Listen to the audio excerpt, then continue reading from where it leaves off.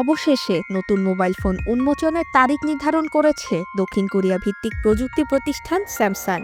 নাম এবং বছরের সাথে সামঞ্জস্য রেখে স্যামসাং গ্যালাক্সি S26 সিরিজের ফোনগুলো উন্মোচন করা হবে চলতি মাসের 25 তারিখ।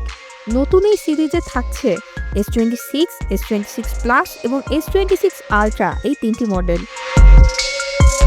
এর আগে 13 ফেব্রুয়ারি নিজেদের এক্স অ্যাকাউন্টে একটি টিজার প্রকাশ করে স্যামসাং, যেখানে কম আলোতে প্রাণবন্ত ছবির কথা বলা হয়।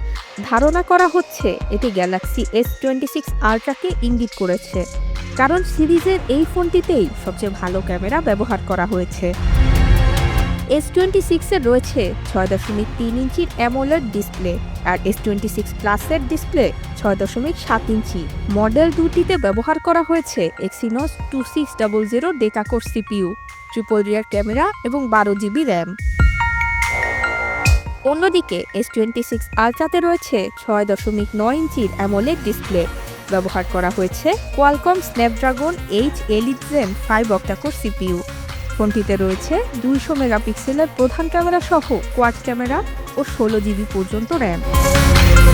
তিনটি ফোনেই সফটওয়্যার হিসেবে ব্যবহার করা হয়েছে অ্যান্ড্রয়েড 16। রয়েছে ওয়্যারলেস চার্জিংয়ের সুবিধা। সাদা, নীল, কালো এবং বেগুনি, এই 4টি রঙে পাওয়া যাবে ফোনগুলো। ধারণা করা হচ্ছে S26 এর দাম শুরু হবে 999 ইউরো থেকে, আর S26 প্লাস ও আলট্রার দাম পড়বে যথাক্রমে 1269 ও 1469 ইউরো। নুসরাত মৌমি, 71।